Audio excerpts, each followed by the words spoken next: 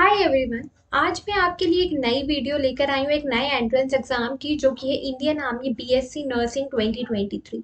जैसे कि मैंने आपको एक वीडियो और एक एंट्रेंस एग्जाम के बारे में और बताया था, जो कि नीट के बेसिस पे होता है या जो नीट एस्पिरेंट्स के लिए ज़्यादा यूजफुल रहेगा। तो ये जो Indian army BSc nursing exam है, इसमें भी नीट के स्कोर की ज़रूरत पड़ेगी।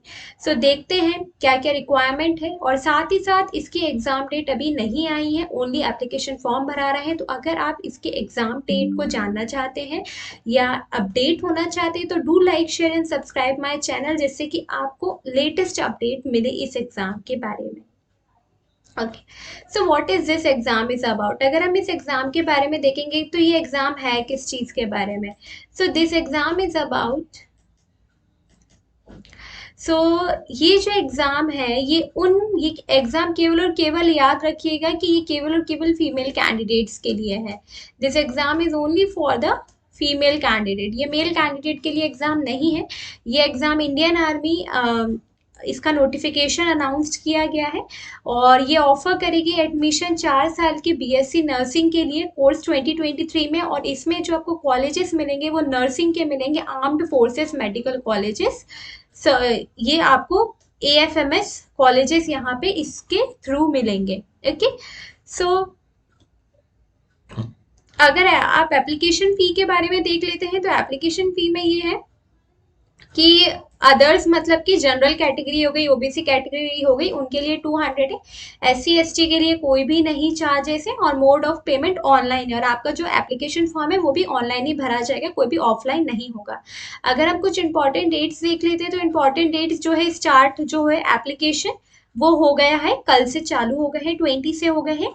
लास्ट डेट जो अप्लाई करने की है वो है 4/7, और एग्जाम की जो डेट है वो भी नहीं आई है, they will notify later. So what is an age limit, अगर हम बात करें तो फीमेल कैंडिडेट होनी चाहिए, अनमैरिड होनी चाहिए, और बाकी सब डाइवोर्स्ड, लीगली सेपरेटेड या विडो, ये सब आ जाएगी।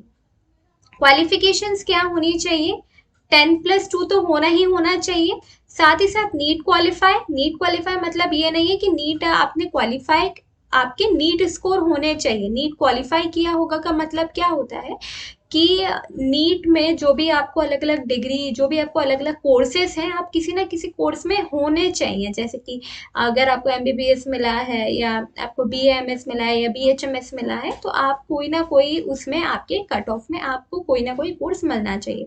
तो नीट क्वालिफाई होना चाहिए यहाँ पे, ठीक है। और ये भी याद रखिए कि जो इसमें ये भी है कि इसमें टोटल नंबर ऑफ सीट्स जो है वो 220 है। तो सबसे पहले जितने भी बच्चे फॉर्म भरेंगे, तो उनका जो है नीट के मार्क्स के बेसिस पे एक मेरिट बनेगी। उन बच्चों को जब वो मेरिट बनेगी, 220 तक की मेरिट बनेगी, 220 बच्चों की मेरिट बनेगी, फिर उसके बाद एक रिटन टेस्ट होगा, वो मैं आपको आगे बताती हूँ। फिजिकल स्टैंडर्ड देख लेते हैं। फिजिकल स्टैंडर्ड इसमें ज़रूरी है क्योंकि ये एक आर्मी की जॉब है, तो इसी वजह से इसमें फिजिकल स्टैंडर्ड है। फीमेल की हाइट 152 होनी चाहिए, लेकिन नॉर्थ ईस्टर्न रीजन के लिए ये 147 है। और अगर कोई 18 ईयर से कम है तो उसके लिए 2 सेंटीमीटर का अलाउंस दिया जाएगा, यानी कि 150 चलेगी, ठीक है, जो 18 साल से कम का है। Now let's see what is the selection process. Selection process किस तरीके से होगा, तो अगर आप सिलेक्शन प्रोसेस देखेंगे, तो सबसे पहली स्टेप जो मैं आपसे बोल रही हूँ वो यही है कि सबसे पहले शॉर्ट लिस्टिंग होगी। नीट के जो भी आपके स्कोर आए हैं, उन स्कोर के बेसिस पे शॉर्ट लिस्ट किया जाएगा। अब उसके बाद आपका रिटन एग्जाम होगा। रिटन एग्जाम ये TOGIGE क्या है, ये है test of general intelligence and general English. क्या है ये, test of general intelligence general English, ये टेस्ट है। इसके बारे में मैं आपको बताती हूँ। फिर बाद में आपका असेसमेंट होगा, इंटरव्यू होगा, then document verification, then last में मेडिकल एग्जामिनेशन होगा। तो एग्जाम पैटर्न देखते हैं। ये TOGIGE जो कि test of general intelligence and general आपकी इंग्लिश का है, कैसा पैटर्न होता है। तो जैसे कि ये आपका नेम एग्जाम ये है, कंडक्ट ये करेगा, ड्यूरेशन 30 मिनट्स का होगा, ये जो है 30 मिनट्स का होगा। सीबीटी मोड में होगा, लैंग्वेज आपकी इंग्लिश होगी। इसमें 2 सेक्शन आएंगे, एक जनरल इंग्लिश है और जनरल इंटेलिजेंसी है। ऑब्जेक्टिव टाइप होगा, टोटल क्वेश्चंस 40 होंगे, यानी 20 मार्क इंग्लिश के होंगे, 20 मार्क इंटेलिजेंसी के होंगे। हर एक आंसर पे आपको 2 प्लस मार्क्स मिलेंगे, इसमें नेगेटिव मार्किंग है आधे मार्क्स की, ठीक है। सो देन मेरिट अगर आप बात करेंगे, मेरिट किस चीज पे बेसिस बनेगी, तो मेरिट आपकी 3 चीजों पे बनेगी, रिटन टेस्ट, पर्सनल इंटरव्यू और मेडिकल फिटनेस टेस्ट पे बनेगी। So feel free to get in touch with me, आप मेरा टेलीग्राम चैनल ज्वाइन कर सकते हैं। इस टेलीग्राम चैनल में मैं इसकी नोटिफिकेशन डाल दूंगी, इस एग्जाम का मैं नोटिफिकेशन मेरे टेलीग्राम चैनल पे डाल दूंगी, तो आप उस पे देख सकते हैं। And like share and subscribe my video. साथ ही साथ अगर आप उस नोटिफिकेशन को देखना चाहते हैं तो वो मैं नोटिफिकेशन आपको अभी दिखाती हूँ। ओके, तो ये वो नोटिफिकेशन है जो आया है, आप इस नोटिफिकेशन को पढ़ सकते हैं कि ये एनटीए के द्वारा कंडक्ट करा जाएगा। आपके बीएससी नर्सिंग का ये कोर्स है, TOGIGE, ये इसका फुल फॉर्म है। CBT बेस्ड होगा, साइकोलॉजिकल असेसमेंट इंटरव्यू होगा, then choice of institution subject to medical fitness और वैकेंसी के हिसाब से होगा। तो यहाँ पे कुछ प्रोसेस बताई गई है कि आप रजिस्टर और अप्लाई कर सकते हैं, www.joinindianarmy.nic.in पे आप कर सकते हैं।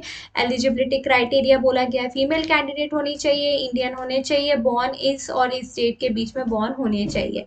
एजुकेशन क्वालिफिकेशन उन्होंने यही बोला है कि 12th आपकी फर्स्ट अटेम्प्ट में होनी चाहिए, फिजिक्स केमिस्ट्री बायो होनी चाहिए और इंग्लिश लेस देन 50% एग्रीगेट होना चाहिए एंड रेगुलर स्टूडेंट होना चाहिए। फिजिकल स्टैंडर्ड वही चीज़ मैंने आपको अभी बता चुकी हूँ कि 152 होनी चाहिए, 2 सेंटीमीटर का एक्सेप्शन मिलेगा, और नॉर्थ ईस्टर्न रीजन में 147 होनी चाहिए। SC ST में क्या है, it is mandatory to process ST SC certificate आपके पास होना ही चाहिए दिखाने के लिए, ठीक है। और अगर आप एनसीसी कैंडिडेट है तो आपको जो सर्टिफिकेट है, C सर्टिफिकेट, वो भी आपको जरूर बताना पड़ेगा।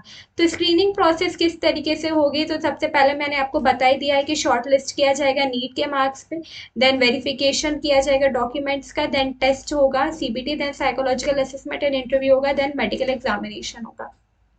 सो आप इसको और डिटेल में जाके पढ़ सकते हैं। और ये सब पे मिलके बनेगी, जैसे कि कंबाइंड ये प्लस प्लस में जो दिया है, इन सब से मिलके आपकी फाइनल मेरिट लिस्ट बनेगी। ये सब वो कॉलेजेस हैं जिनको आपकी ये टोटल 220 सीट्स हैं, ये अलग अलग कॉलेजेस हैं, इनमें अलग अलग जगह पे आपको सीट्स मिलेगी, ठीक है। सो आई होप कि आपको ये समझ में आया होगा।